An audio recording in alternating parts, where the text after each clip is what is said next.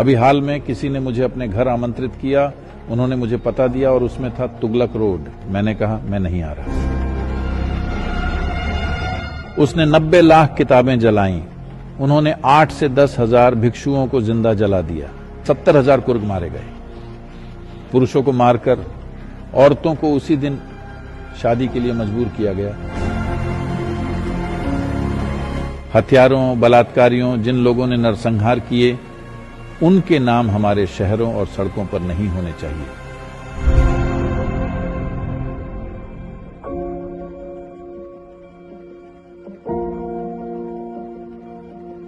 क्या आप निकट भविष्य में हिंदू जागृति देख रहे हैं या इसमें कितना समय लगेगा? मैं हिंदू शब्द का प्रयोग करने के बजाय सनातन शब्द का प्रयोग करना बेहतर समझूंगा, क्योंकि सनातन का मतलब शाश्वत होता है। कोई भी चीज तब तक शाश्वत नहीं हो सकती जब तक वह समावेशी न हो। तो जब हम सनातन कहते हैं, हम एक शाश्वत धर्म की बात करते हैं। धर्म का मतलब कोई रिलीजन नहीं है।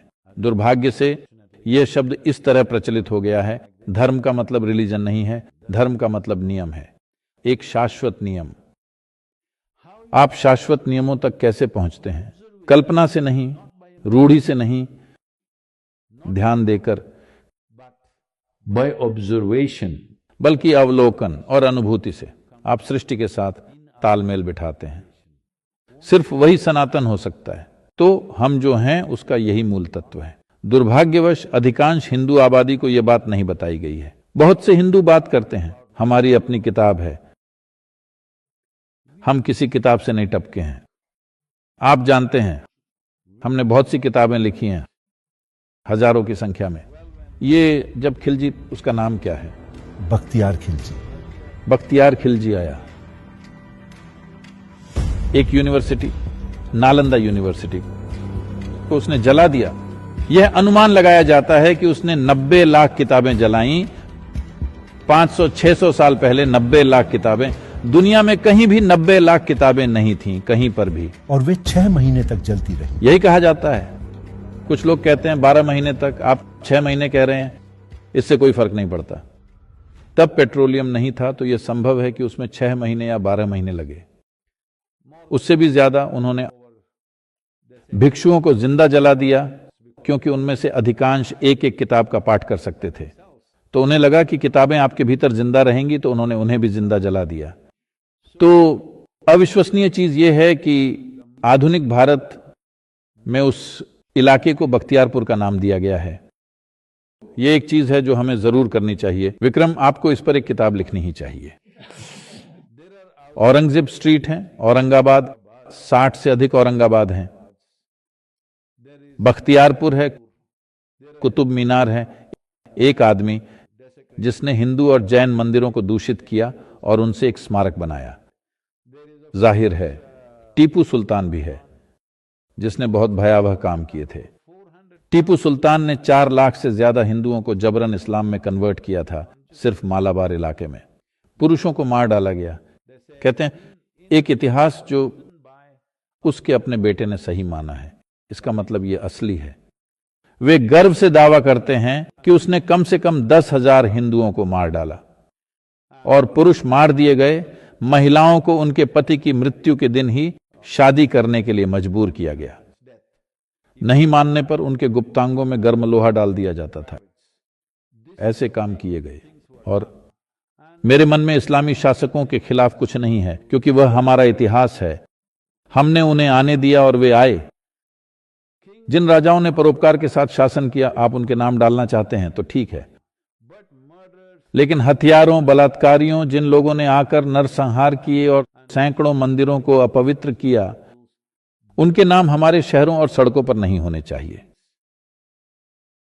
अभी हाल में किसी ने मुझे अपने घर पर आमंत्रित किया, क्योंकि वहां कुछ पायलट मिलने वाले थे। वे बोले, सदगुरु आपको आना चाहिए, आप एक लाइसेंस्ड पायलट हैं, आपको वहां होना चाहिए, वे पसंद करेंगे, सिर्फ 10 मिनट के लिए आकर चले जाइए। मैंने कहा ठीक है, मुझे पता दीजिए, मैं आ जाऊंगा।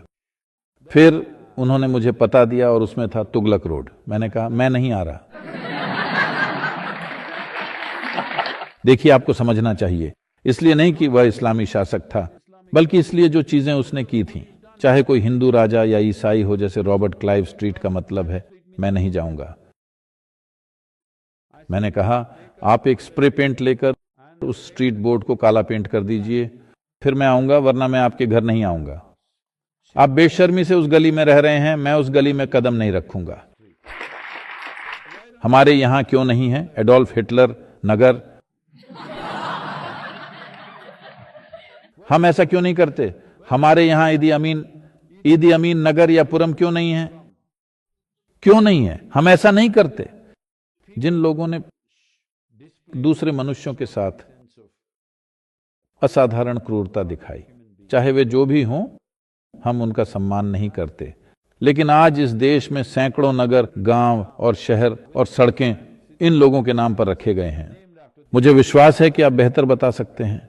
मैं संख्याएं, नाम और तारीखें याद रखने में अच्छा नहीं हूं। हमारे कर्नाटक राज्य में भी टीपू जयंती होती है।